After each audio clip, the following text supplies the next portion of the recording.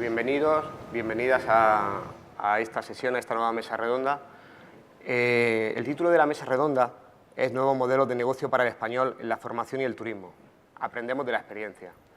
Vamos a hacer una breve introducción de cuáles son los objetivos de la mesa. Presentaré a los ponentes que nos acompañan y iniciamos un tiempo de aproximadamente 50 minutos en el que durante la primera media hora inicial ellos intervendrán y luego dejaremos tiempo para que tanto la gente que nos siga a través del streaming como todos los que estáis aquí pues podáis formular preguntas. Una de las principales necesidades que tienen las organizaciones hoy es saber atender a la diversidad. La globalización no es solo un fenómeno que afecta a los mercados y, por tanto, no es solo que las organizaciones deben saber atender a esta diversidad en sus relaciones con el exterior, sino que también es algo que cobra cada día más importancia dentro de ellas mismas.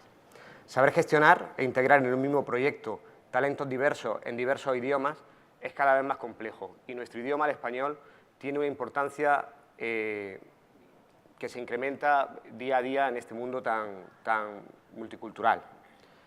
En ese doble sentido, la necesidad de atender a otros mercados, a otras culturas y de integrar otros talentos hace que los proyectos y los servicios que combinan formación, inversión cultural y trabajo cobren cada día más importancia. Y si esto lo tenemos claro respecto a otros idiomas, lo que tenemos que ver es si somos capaces de aprovechar las oportunidades que se están generando en nuestro entorno en cuanto al idioma español. Esa será una de las grandes preguntas sobre las que gire la mesa. Otras preguntas a las que podemos atender son las siguientes. ¿Podemos cambiar la imagen de los países de habla española para proyectar una cultura empresarial propia? ¿Cuál es el futuro de los programas para extranjeros en los países hispanohablantes? ¿Estamos gestionando bien las oportunidades del español para fines específicos? Incorporando ya algunas ideas, en este caso lanzándola a los ponentes desde mi propia perspectiva, que proviene más del mundo de la cultura digital, cómo afectan nuevos retos en el mundo de la economía, como son la economía colaborativa, a toda esta industria, la industria de la enseñanza del español, la industria del turismo asociada. Bueno, paso ahora a presentaros a los ponentes que nos acompañan. Lo hago en el orden en el que van a intervenir. En primer lugar, tenemos a Carmen Flores, es CEO y fundadora de Olesai, empresa privada ubicada en Madrid, que opera en el sector de la formación, creando, gestionando y comercializando programas de prácticas profesionales en empresas españolas para estudiantes internacionales. Antes de fundar Olesai, en 2012, Carmen Flores dirigía el Aula Cervantes de Seattle para el Instituto Cervantes, de 2007 a 2011, donde lidera proyectos de enseñanza del español en empresas como Starbucks y detecta nuevas necesidades de estudiantes, profesores e instituciones en el contexto del aprendizaje del español. Previo a su paso por el Cervantes, ha trabajado como profesora de español en el extranjero y ha desempeñado varios puestos de gestión en empresas privadas. Es licenciada en Filología Hispánica y tiene un máster en Gestión Cultural. A continuación hablará Nuria Vaquero, licenciada en Filología Hispánica, posgrado en Enseñanza de L y en Evaluación Educativa, experto europeo en Gestión de la Calidad y Quality System Manager y evaluador oficial del modelo de calidad EFQM. En la actualidad es responsable de la unidad de centros acreditados del Instituto Cervantes. Tenemos, en último lugar, a José Luis Marco, que durante 17 años ha sido consultor en el Instituto de Comercio Exterior, trabajando en proporcionar ayuda y apoyo a pequeñas y medianas empresas en su proceso de internacionalización. Fue socio director del área de consultoría de Aure en Madrid durante 6 años, hasta 2013, director del máster online de gestión de sistemas de la calidad, medio ambiente y prevención de riesgos laborales en la Escuela de Organización Industrial, profesor visitante en la Universidad Camilo José Cela y actualmente es socio director de L Servicios Educativos, una consultora de gestión educativa especializada en el sector L. Bueno, dicho esto, Carmen, comienzas. Muy bien, pues yo lo que vengo aquí a ilustrar es un poco lo que estamos haciendo en Olesai y se enmarca muy bien en un nuevo modelo de negocio, estrictamente en el campo de la formación y sobre todo en lo que viene siendo los programas de inmersión lingüística y cultural en España.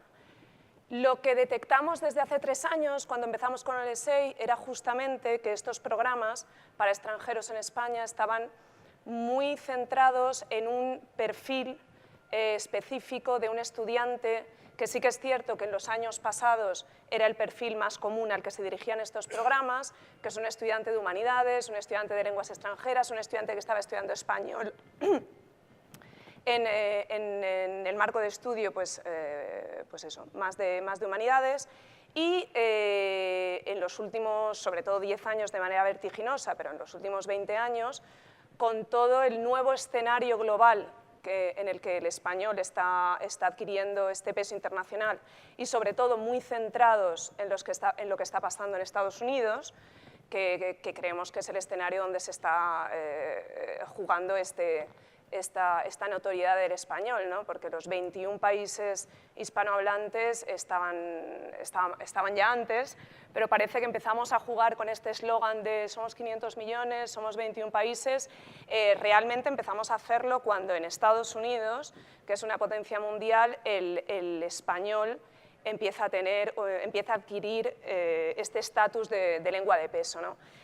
Entonces, muy centrados en el mercado norteamericano y en estos estudiantes, por nuestras experiencias, en estos estudiantes que realmente empiezan a ampliarse el perfil de estudiante que quiere, o sea, por un lado, estudiar español en su universidad de origen, pero también vivir una experiencia de inmersión lingüística en un país hispanohablante, sea España o cualquier otro país hispanohablante. Detectamos que los modelos de programas de inmersión lingüística pues, están un poquito obsoletos o bueno, hay mucho espacio para innovar en estos programas. ¿Por qué? Justamente por esto, por las nuevas audiencias. Ya no solo nos dirigimos a unos estudiantes de español, sino que además tenemos un perfil de médicos, científicos, biólogos, estudiantes de formación profesional, que todos en cualquier ámbito de trabajo de estudio quieren aprender español y quieren tener una inmersión lingüística en un país hispanohablante. Entonces, detectando esas nuevas audiencias y que están muy descuidadas, y que hay muchos nichos muy descuidados, lo que ideamos fue un nuevo formato de inmersión lingüística en España que desplaza un poco el foco del estudio del español, sin abandonarlo totalmente, pero esto pasaría a segundo plano, o sea, el foco importante y el componente importante del programa de inmersión en España lo ocupa una práctica profesional en el ámbito del estudio del estudiante. Entonces, el estudiante que antes estaba en el ámbito de la informática o de la biotecnología y quería venir a España, pero no quería venir a Salamanca, a Granada, sin acritud, y hay programas tradicionales excelentes y que todavía tienen su público, pero hay otro público que justamente no encontraba un programa adaptado a sus necesidades. Pues hacia ese público y hacia ese estudiante de biotecnología que quiere venir a España, pues se le brinda unos programas que cubren esa necesidad. Es decir, el estudiante viene, está 2 o 3 semanas estudiando un curso de español para fines específicos, que creo que es un tema que también vamos a tocar y donde también hay mucho que avanzar. Es decir, un español de business, si es un estudiante de business, un español científico, si es un estudiante de ciencias, y luego, a las 2 o 3 semanas de esa inmersión y ese componente académico, pues ya empieza una práctica profesional en su ámbito, ¿no? Ahí es donde entramos nosotros y realmente lo que hacemos es con una customización muy puntera, quiero decir, con un proceso muy cuidado de emparejamiento, de análisis de perfil del estudiante y de prospección de empresas, de instituciones y de universidades que participen en esa práctica y en esa experiencia, pues logramos un formato de inmersión en el que el estudiante, además de beneficiarse de lo que se beneficia cualquier estudiante que viene a un programa tradicional donde están estudiando español o clases de literatura, y también tienen sus excursiones y tienen sus experiencias, y si viven en familia tienen esa inmersión lingüística en la familia, pues además están desarrollando competencias que les van a servir en su mundo profesional. Y justamente vengo un poco a esta introducción de estamos en un mundo, sí, el español tiene un auge, hay muchos estudiantes que quieren estudiar español y que vienen de disciplinas diferentes, pero es que además estamos en un mundo muy competitivo, en un mercado laboral muy duro, y donde ya no sirve solo saber lenguas extranjeras, tener bueno, liderazgo, trabajar bien en equipo. Es que no, es que además de todo eso, ahora tenemos que dominar la diversidad, la biodiversidad todavía no, la diversidad, gestión del cambio, adaptarnos a lo que son nuevos escenarios. Lo que quiere una empresa es poder coger a un estudiante y llevarlo a Singapur y que no le dé un yuyu a las 2 semanas porque no ha salido nunca fuera.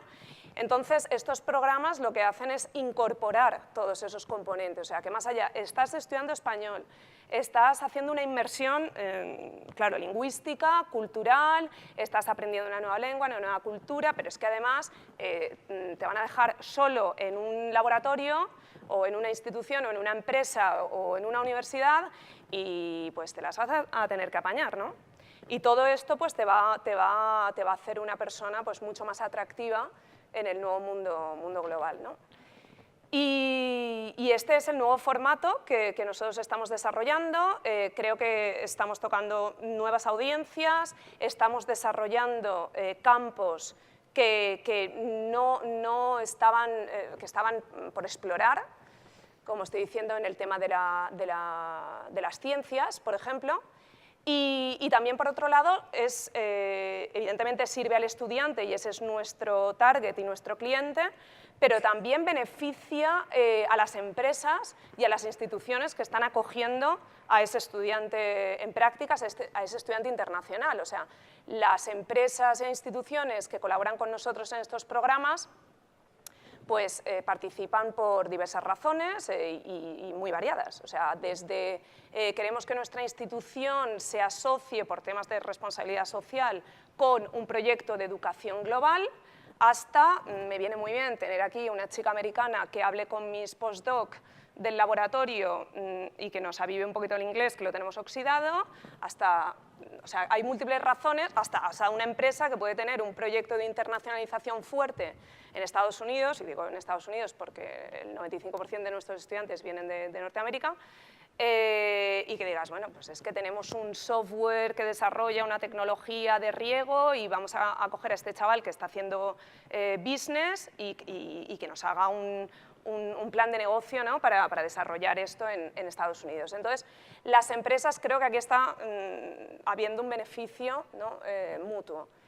Y he traído un vídeo de un minutito que ilustra un poco un programa que no he mencionado, pero bueno, como os estoy diciendo, tocamos varios sectores, pero un programa muy bonito en el que también traigo un poquito a la palestra otro nicho que está muy olvidado por los programas de inmersión, que es el de la formación profesional. O sea, parece que estos chicos no quieren viajar, que no quieren irse a tener experiencias de inmersión, no quieren aprender lenguas.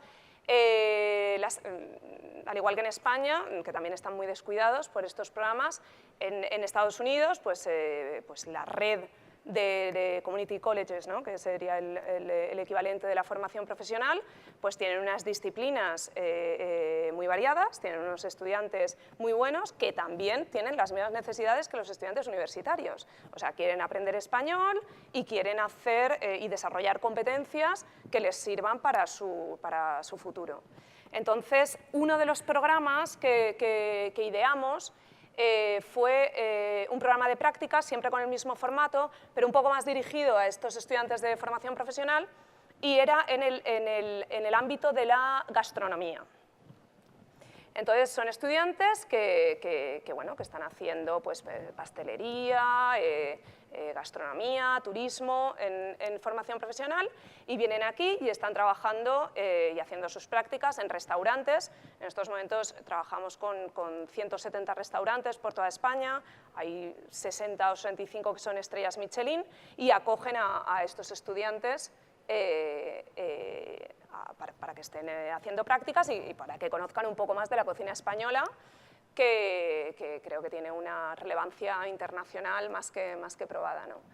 Y os he traído un vídeo, a ver si, como me han dicho, hago así y sale. Student at BTC in Washington State. Soy Jorge, soy jefe de cocina de CEPA 21. I wanted to gain a lot of experience and just learn the culture and the foods and everything like that.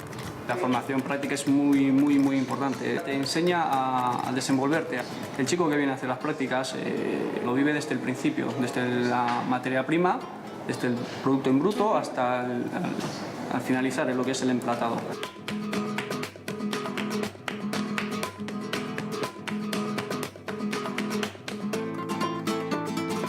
I'm being taught a lot of the techniques by the chefs, and it's just techniques I kind of knew before, but now I've just like refined them.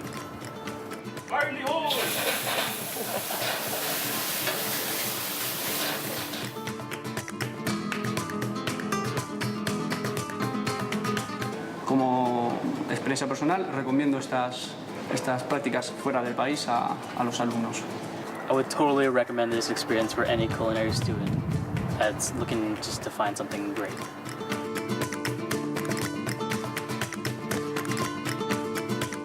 And I'm a culinary student at BTC in Washington State. Soy Jorge, soy...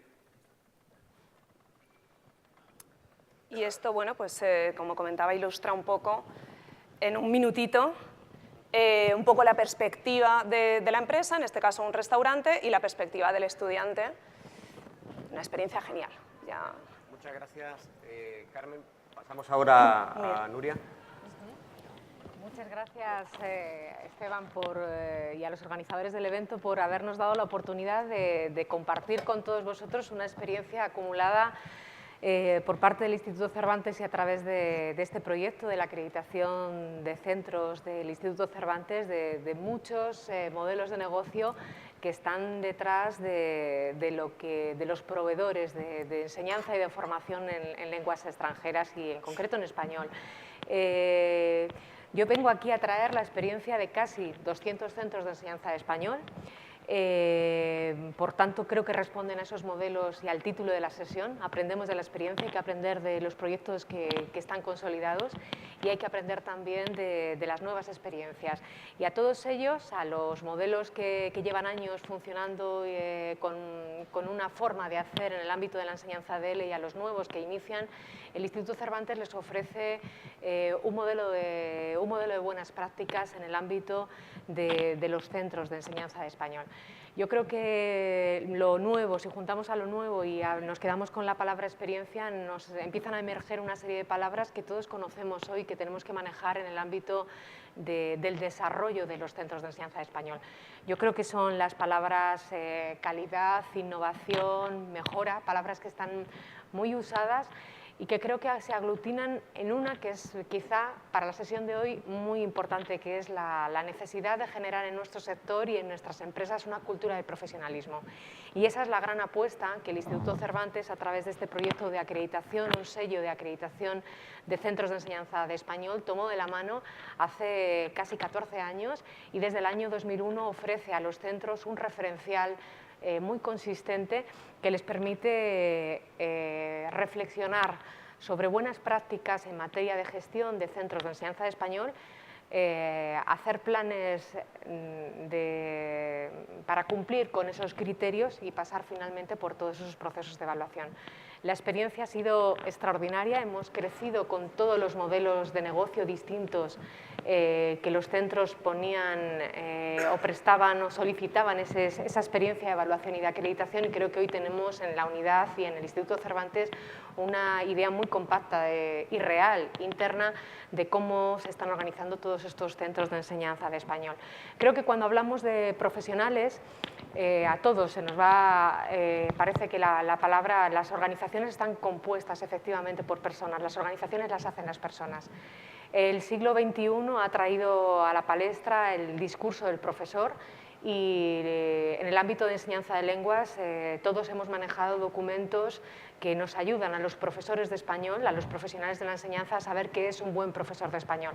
En el año 2012 el Instituto Cervantes publicó un documento excepcional, un documento fruto del trabajo interno, de reflexión sobre lo que es un buen profesor del Instituto Cervantes, y aparece un poquito más tarde este documento, las competencias clave de un profesor de segundas lenguas y de lenguas extranjeras. Un año más tarde, creo que no es casual, ahí aparece otro proyecto europeo, el EPG, una parrilla en la que se describe ese itinerario de desarrollo profesional de un profesional de la enseñanza de español, lo que hoy se entiende en el ámbito de las personas, los profesionales de la enseñanza de español. ¿Y qué pasa con las organizaciones? Las organizaciones también cuentan con referenciales. Y esos referenciales se lo ofrecen los sistemas de evaluación específicos para las organizaciones que se dedican a la enseñanza de ELE. El Instituto Cervantes cuenta hoy con un sello de calidad, como decía, creado en el año 2001, con una larga trayectoria ya de evaluación y de acreditación de centros de enseñanza, que ofrece a todos los centros que quieren avanzar en la cultura de la profesionalización un modelo de centro. Esta acreditación y este referencial está centrado fundamentalmente en la reflexión sobre aquello que es lo clave de los proyectos que se dedican a la enseñanza y al aprendizaje de español como lengua extranjera, es la actividad académica. Pero no se olvida de que estos proyectos necesitan ser contextualizados en un proyecto mucho más global, el de una organización. Por tanto, hay otros apartados esenciales de organización, de gestión, de atención al alumno y al cliente, el alumno y el usuario final, así como de las instalaciones y de la parte de información y difusión de estos proyectos, que también son objeto primero de reflexión para los centros en función a ese referencial que ofrece el Instituto Cervantes y después de evaluación. Creemos que cuando hablamos de calidad de las organizaciones es muy importante garantizar que estos sistemas y que todo el sector en su conjunto pueda ofrecer una oferta sólida, muy consolidada, y que le ofrezca a un alumno que decide o que toma una decisión a 3.000 kilómetros de distancia de España una garantía de que cualquier proveedor de servicios lingüísticos le ofrece la mejor de las opciones. ¿Y eso cómo se puede conseguir? A través, creemos en la unidad y en el Instituto de Cervantes, de las alianzas de dos cosas. La calidad de los servicios está directamente relacionada con la calidad del ejercicio profesional de las personas que están en la organización y, por supuesto, también a través de una gestión de procesos, una gestión referenciada, una gestión que ofrece a los centros de enseñanza de español buenas prácticas a la hora de elaborar un programa de lenguas o de español, elaborar unas buenas planificaciones de clase, impartir la enseñanza, evaluar los aprendizajes, orientar al alumno y, por supuesto, también gestionar a la organización en su conjunto. Ese es el trabajo, el apasionante trabajo que hacemos desde la unidad de centros acreditados del Instituto Cervantes. Yo he traído aquí una cita porque hablábamos de nuevos modelos, si hablábamos de negocios, es la necesidad de aunar la experiencia con el cambio, con la necesidad de innovación. Un pedagogo importante decía así: los centros que se transformen en organizaciones que se adapten a los cambios, es decir, en organizaciones que puedan aprender, así como fomentar el aprendizaje, son los que van a sobrevivir y prosperar en este nuevo mundo. Creo que se está hablando, sin lugar a dudas, de un modelo de una organización que aprende, y ese es el modelo de organización que nosotros tenemos detrás en el sistema de acreditación.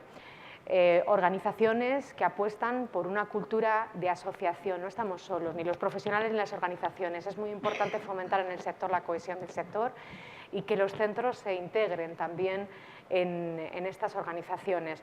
Yo también tengo una experiencia previa profesional como creadora de una empresa, y me acuerdo de cuando estaba firmando las escrituras de constitución, el notario me explicaba: una organización lo puede hacer casi todo, casi como las personas, salvo casarse, y también hay formas de casarse, y hablaba de esto, de la asociación. Efectivamente, es importantísimo para el desarrollo del sector el participar en redes de centros, en redes de comunidades profesionales que se integren y que participen en asociaciones y en federaciones. Es fundamental desarrollar en los centros unas culturas de una práctica educativa compartida, es lo que nosotros impulsamos desde el sistema de acreditación, y, por supuesto, la reflexión sobre el conocimiento interno, cómo estamos haciendo las cosas. Esa es la pregunta esencial que una organización en cualquiera de los ámbitos tiene que plantearse, y elegir y optar por la ayuda de las instituciones públicas, en este caso de las acreditaciones públicas como es la nuestra, para institucionalizar la evaluación como una forma de desarrollo de la propia organización. Creemos que nosotros hemos conseguido algo muy importante. Creemos que en pocos años, en el informe de la Secretaría General de Turismo del año 2008, se identifica el poder de esta acreditación como un elemento diferenciador de cuál es la oferta de referencia en España. Además de la actividad que hacen, por supuesto, las universidades, donde también la acreditación ya tiene presencia. Si en el informe de la Secretaría General se hablaba ya que 50 universidades en España se dedicaban a la enseñanza de español como lengua extranjera, todos estos agentes también hemos conseguido ayudar a desarrollar y a fortalecer esos proyectos. Hoy hay alrededor de un 15% de todas esas universidades que ya cuentan con esta acreditación o que la están preparando. Pero en el ámbito de la enseñanza de las escuelas privadas, la oferta de referencia la constituyen los centros que tienen y que cuentan con esta acreditación, porque son los que ofrecen garantías de haber pasado por procesos exhaustivos sobre el conjunto de toda su actividad y centradas en lo que es la enseñanza de español. Nos llaman la ISO del español, no tenemos no estamos haciendo una norma, estamos haciendo un referencial, pero a todos los efectos en el sector se nos conoce de esa manera.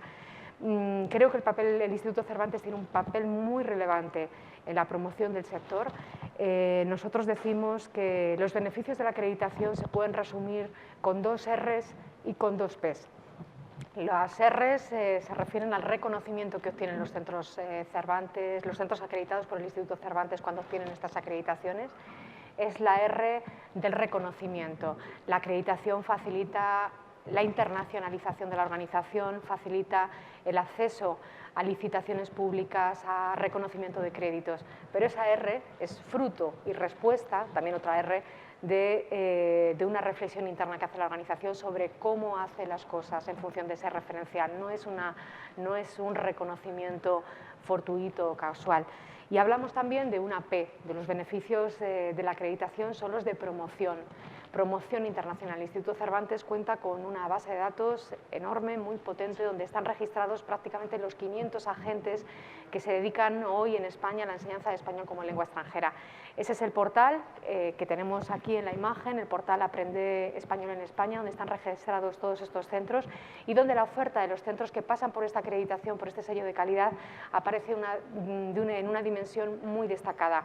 Y estos datos, por acuerdos interinstitucionales, el Instituto Cervantes ha conseguido que los datos de la oferta de referencia, solo de las de la oferta de referencia, porque es la que reconocen los otros actores, aparezcan en portales oficiales. Y he traído aquí los 3 grandes portales donde la acreditación, el sello de acreditación, logra que la oferta de los centros y los cursos esté. Hablo del portal oficial de Estudiar en España, del portal Patrimonio Cultural y Patrimonio Lingüístico, España es Cultura y Turismo en España. El sello de calidad de centros, como decimos, está ayudando a promover esa consolidación del sector y creemos que, para resumir o para sintetizar las cosas que hemos avanzado, la necesidad de crear una cultura de profesionalismo dentro del sector, generar y potenciar dentro del sector una cultura de práctica educativa y organizativa, nos parece que eso es fundamental. Desde este modelo hay una invitación a las organizaciones para que de verdad se conviertan en organizaciones que aprendan, reestructurando la forma de cada profesor en su aula. Desde el modelo de acreditación lo que implica o lo que llama a los centros es a generar culturas de aprendizaje donde el profesor participa de proyectos de centro y pone en marcha también todo su saber para generar nuevos modelos de programas, de cursos, como hablaba Carmen, de actividades que se pueden ofrecer a los usuarios finales.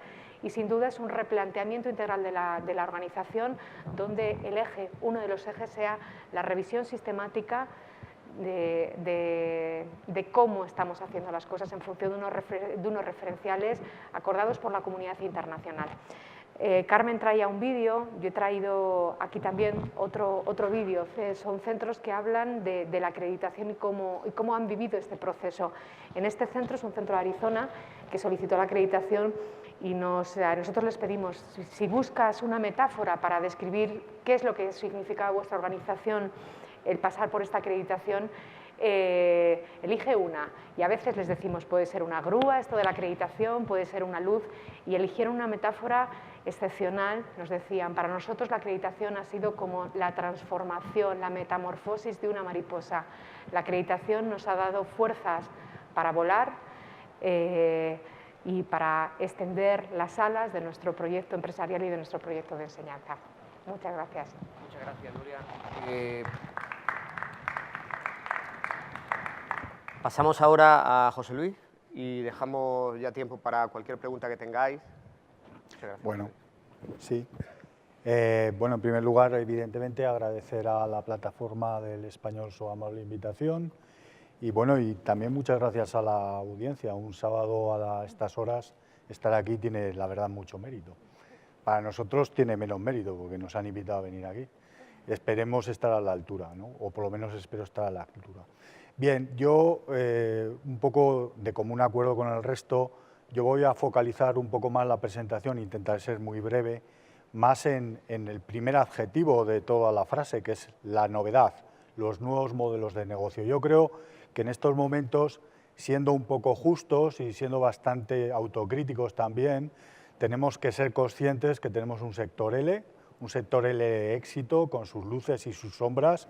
Seguro que si aquí hiciéramos una lista saldrían muchas sombras, no tengo ninguna duda, yo sería el primero en ponerlas, pero también debemos reconocer que hemos sido capaces de construir un sector, y esto es bastante interesante. Sin embargo, si tenemos un modelo de éxito, un modelo de negocio, un sector potente con sus sombras, insisto, ¿por qué hablamos de nuevos modelos de negocio, ¿no? Y ahí es donde hemos centrado nosotros un poco el acento de la presentación. Las novedades se producen por cambios del entorno. Y yo solamente voy a explicar dos, ¿vale? Uno, que es los cambios que están produciendo en la tecnología, y dos, los cambios que están produciendo dentro del mundo de los idiomas a nivel mundial. Y ahora tengo que decir por qué sabemos esto. Bueno, desde nuestra empresa de servicios nos dedicamos a bastantes cosas, algunas muy en común con lo que ha dicho Nuria, otras en común con lo que ha dicho Carmen. Fundamentalmente nos dedicamos al apoyo en la gestión, ¿vale? En la gestión, porque al final un centro de enseñanza español o un conglomerado de centros no deja de ser una empresa y tiene las mismas reglas de juego que cualquier empresa, que Telefónica, por ejemplo. Y ahí nosotros tenemos una ventaja y es que hablamos el mismo lenguaje que la gente del sector, se sienten más cómodos, ¿no? Pero tenemos una línea que siempre nos ha gustado mucho y todo el mundo nos la reconoce, que es la de inteligencia competitiva. Nosotros tenemos permanentemente puestas las antenas. Como dice un cliente nuestro, es muy curioso, porque hablamos de español y estamos muy atentos a lo que pasa fuera de España. Estamos muy atentos a lo que hacen los ingleses, a lo que hacen los franceses, a lo que hacen los alemanes, ahora los chinos con el Instituto Confucio, y yo animo a todo el mundo a que lo haga, porque realmente se aprende muchísimo con eso, ¿vale? Entonces, digamos que los dos grandes movimientos que se están produciendo en estos momentos en el mundo de la educación, en el mundo de la educación de idiomas y en el mundo específicamente del sector L, son el de la tecnología, decía, y el del papel del español. La tecnología está suponiendo un cambio extremadamente importante en el mundo de la educación. Y en el mundo de la educación de los idiomas, mucho más. Las cifras que están manejando en estos momentos, plataformas, aplicaciones, de número de alumnos son absolutamente imbatibles. Aplicaciones con 50 millones de alumnos, con 35 millones de alumnos, con más de 2 millones de alumnos de español, y eso es algo que hasta hace 10 años era impensable. Si manejamos la última estadística que todos manejamos fiable de número de estudiantes extranjeros que vinieron a estudiar español a España, que es del año 2007, hablaríamos de 450.000 estudiantes. Son cifras incomparables. La tecnología, además, está produciendo un segundo efecto. Está convirtiendo un sector intensivo en mano de obra, es decir, básicamente la estructura de costes de un centro son profesores, no en un sector intensivo en capital, porque todavía no lo es, pero sí está produciéndose esa transformación. Y esa intensidad en capital está significando dos cosas importantes. La primera, se están generando fortísimas barreras de entrada. Antes montar un centro de español era más fácil, antes era más fácil que ahora, pero es que en el futuro va a ser más complicado, porque las necesidades de inversión van a ser muy superiores, ¿vale? Y por otro lado, esa necesidad de inversión lo que está haciendo también, porque todo tiene su parte buena y parte mala, es atraer a inversores. Los inversores, que manejan fundamentalmente capital, buscan sectores intensivos en capital, no intensivos en mano de obra, ¿vale? Porque al final y al cabo ellos aportan capital. Estos cambios están cambiando los modelos de negocio de unas empresas fundamentalmente intensivas en mano de obra, muy importante. A pesar de todo, la mano de obra, o el profesor, si lo queremos llamar así, sigue siendo importante. Eso no anula lo que ha dicho Nuria y evidentemente se suscribe. Lo que ocurre que a efectos de modelo de negocio está cambiando. Las estructuras de costes de las escuelas cambian notablemente. Insisto, las posibilidades de entrar y de salir del sector se reducen porque antes podíamos hacer una escuela con muy pocos recursos, cada vez es más difícil y cada vez lo va a ser más, ¿vale? También el hecho de que el sector se esté convirtiendo en intensivo en capital, lo que está haciendo es que haya que buscar muchos más nichos de mercado, allá estaríamos en la enseñanza del español con fines específicos, o un fenómeno que también se ha citado de pasada, que es el de la internacionalización. Cada vez más los grupos empresariales del sector se están internacionalizando. Los de contenidos hace años que lo están, pero los también de formación, y esta es la jornada de formación, también lo están haciendo. Por lo tanto, esa transformación que, por otro lado, en el sector educativo específicamente es muy lenta, va a tener unas consecuencias absolutamente irreversibles, y el sector está cambiando y va a cambiar a una velocidad, insisto, lenta, pero de una forma absolutamente clara, y no vamos a volver a situaciones anteriores. La situación que nos viene va a ir por ahí. El segundo aspecto que influye en los modelos de negocio del sector L es qué papel desempeña el español en el mundo. Esto es un tema muy complicado y es bastante largo de debatir. Yo creo que el español tiene un papel importante. Nosotros siempre hablamos cuando nos juntamos de la importancia del español, que la tiene. Yo siempre pongo el mismo ejemplo. El 26 de septiembre se celebra el Día Europeo de las Lenguas, ¿vale? El año pasado, en el 2014, siempre, normalmente con razón de este día, se publican unas estadísticas. Y el año pasado, en el año 2014, se publicaron las estadísticas correspondientes al estudio de idiomas extranjeros en Europa, y al día siguiente la mayoría de los periódicos españoles, bien es cierto que no todos, pero la mayoría, resaltaban en titulares que el español era el idioma que más había crecido en número de estudiantes de idiomas extranjeros en Europa, cosa que es cierta. El español había crecido en torno al 5,6%, mientras que el inglés, que era la segunda lengua, había crecido solo el 0,5% y el resto de las lenguas habían bajado. Pero nadie contaba en esos mismos artículos de prensa cosas que también decían el informe. Y una muy importante es que el español no es el segundo idioma más estudiado en Europa. El primero, obviamente, es el inglés. Ni siquiera es el tercero, el segundo es el francés, porque el tercero es el alemán, es el cuarto. ¿Esto qué quiere decir? Quiere decir que es muy importante para generar un modelo de negocio saber exactamente cuál es nuestra situación en el mundo. Somos un idioma de éxito, estamos creciendo, tenemos muchas oportunidades, por ejemplo, como ha dicho Carmen, en Estados Unidos, pero la realidad, por ejemplo, de Estados Unidos, y también lo conoce Carmen, es que solamente el 8% de la población quiere ser bilingüe. Esa es la realidad también. Eso no significa nada, podemos vencer esas cosas, pero nosotros debemos generar modelos de negocio teniendo en cuenta esta circunstancia. ¿Cuál es el papel real del español en el mundo? Y aquí yo no voy a resolverlo porque seguramente cualquiera de los que están aquí presentes tendrían una respuesta convincente. Pero es muy importante centrarlo, muy importante para saber cuáles deben ser nuestras apuestas, cuál debe ser nuestro desarrollo de negocio, hacia dónde debemos ir, hacia dónde no debemos ir, ¿vale? Y básicamente yo he intentado ser breve. No sé si lo he conseguido. Perfecto. Muchas gracias, José Luis. Han surgido muchos temas, desde la necesidad de creación de redes entre empresas para el desarrollo de negocio, la importancia de las organizaciones que aprenden, la importancia de la tecnología. Quizá otros han tocado más de pasada, como el impacto que puede tener todo esto en el turismo. Bueno, dejamos ahora 15 minutos para preguntas del público, y lo que sí pediría es que intentáramos ser breves también en la mesa para que diera lugar a que al menos tuviéramos 2, 3, 4 las que hubiera. Entonces, no sé si alguien desea plantear algo. Sí, por favor. Me gustaría comentar un tema que se me ocurre, que tiene que ver con esto de la innovación y tal, y es un aspecto que creo que ha estado muy descuidado en este modelo, y es el seguimiento que se le hace a los estudiantes, a los cientos de miles de estudiantes que vienen aquí. Es un tremendo capital humano, simbólico, político, etcétera. Esta gente viene ya porque están enamorados de nuestro país o de este país. Dejan dinero, se implican, estudian, regresan a sus países y ya está.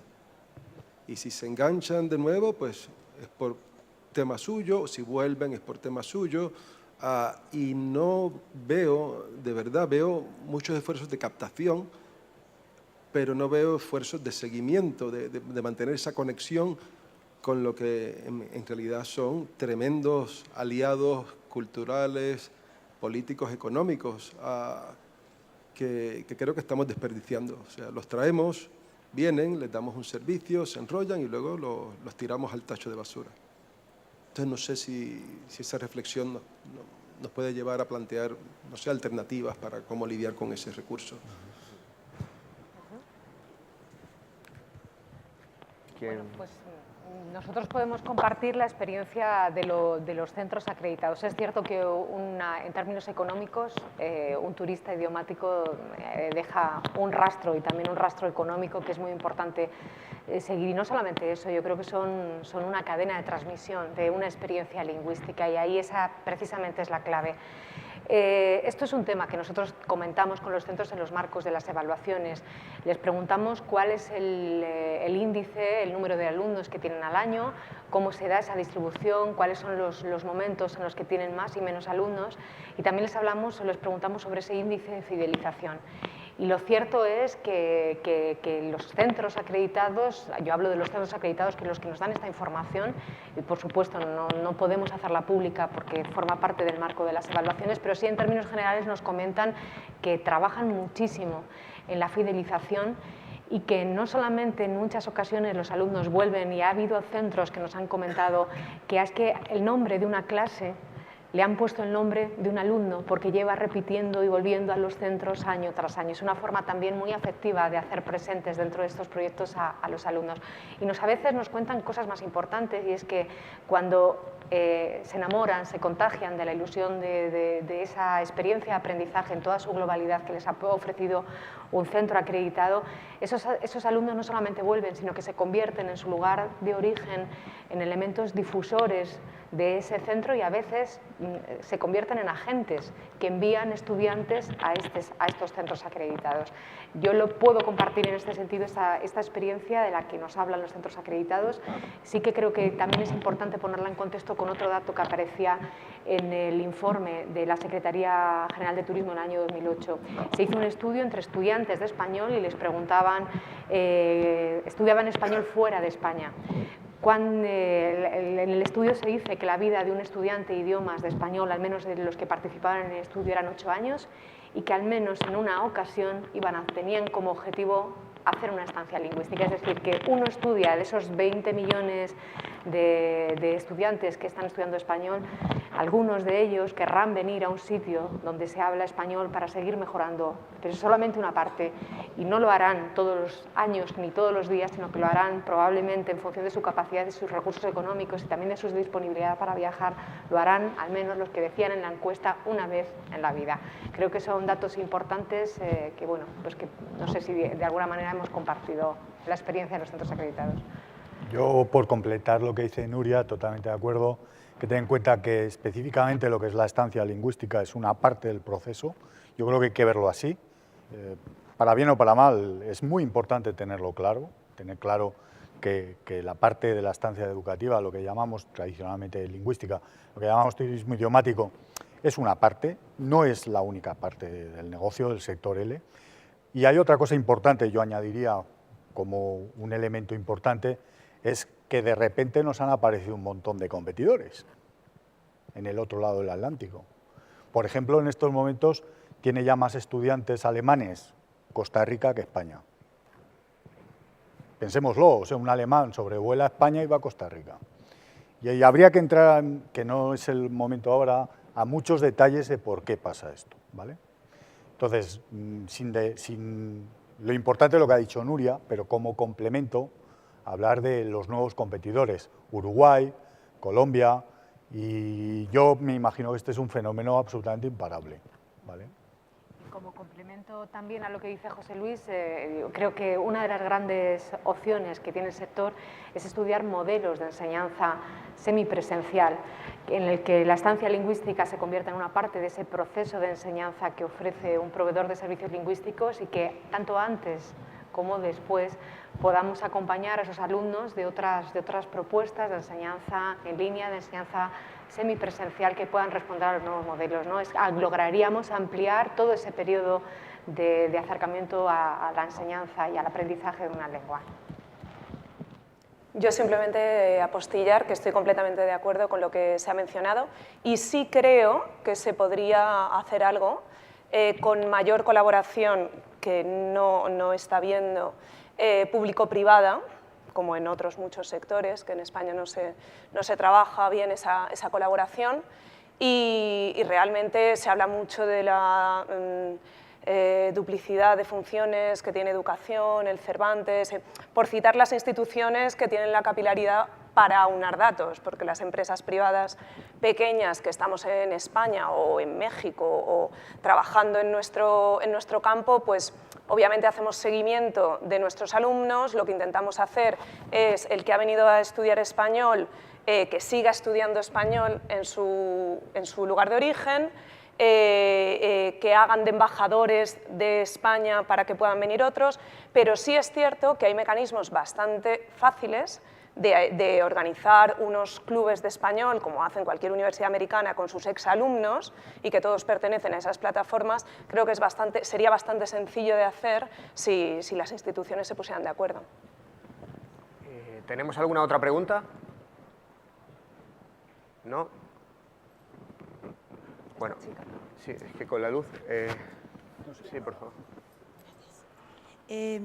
Es una pregunta dirigida a Nuria. Yo quisiera saber cuáles son los requisitos que tendríamos que seguir las pequeñas academias para obtener la certificación L. Pues yo, como en estas ocasiones se dice, me alegro de que me hagas esta pregunta porque toda la información es pública y está al acceso al golpe de un clic en acreditación.cervantes.es. Ahí está todo recogido. Por supuesto, puedes dirigirte a nosotros. En cualquier caso, el proceso de acreditación tiene 3 fases. Una primera en la que un centro tiene que presentar su candidatura y asegurar que cumple unos requisitos mínimos. Los requisitos mínimos no son garantía de que el proceso de acreditación se va a completar y va a llegar a buen término, sino una garantía de que el centro tiene ya una mínima solvencia para poderse embarcar en esta labor. Y después lo que un centro tiene que superar es una evaluación. Se trata de una evaluación integral, centrada al 55%, para el que se recogen una serie de criterios que están recogidos, como te digo, en la web y que se refieren a el diseño del currículo del centro, el diseño de los programas de español, la impartición de la docencia, la evaluación del aprendizaje y la orientación del alumno, fundamentalmente en el ámbito académico. En el ámbito de instalaciones son requisitos sobre la adecuación de las aulas y del proyecto en su conjunto. En el ámbito de la organización, los requisitos se refieren a los modelos de la capacidad de la gestión administrativa de atención y de servicio a alojamientos, y los centros lo ofrecen. Y en el servicio de la información hay también otra serie de requisitos para el bucle que requiere un turista idiomático. La información tiene que estar pública en la web o en otro soporte antes de que el alumno haga y formalice la matrícula y haga la contratación, y tiene que haber también unos ciclos de comunicación pues una semana antes o 2 semanas antes de que el turista idiomático se desplace en nuestro país. Creo que más que detallar requisitos, que están todos recogidos y, como decimos, es información pública, la acreditación es voluntaria, el referencial es público para todos los centros que quieran trabajar con buenas prácticas. No es necesario alinearse a esas buenas prácticas y solicitar la acreditación para ello. Por eso lo hemos hecho público. Pero además creo que lo importante es conocer que los referenciales vienen de los referenciales de contenido en la enseñanza de español, de las orientaciones que el Consejo Europa, que el propio Instituto Cervantes y las instituciones que participan en la promoción de una enseñanza de calidad en el ámbito de la enseñanza de español ha señalado, y por supuesto en el ámbito de la gestión y de las instalaciones y de los requisitos de información, de todo lo que hemos aprendido de otros modelos de gestión y de ISOs específicas que existen para proveedores de estancias lingüísticas. Muchas gracias. Muchas gracias a nuestros ponentes, a Carmen, a Nuria, a José Luis.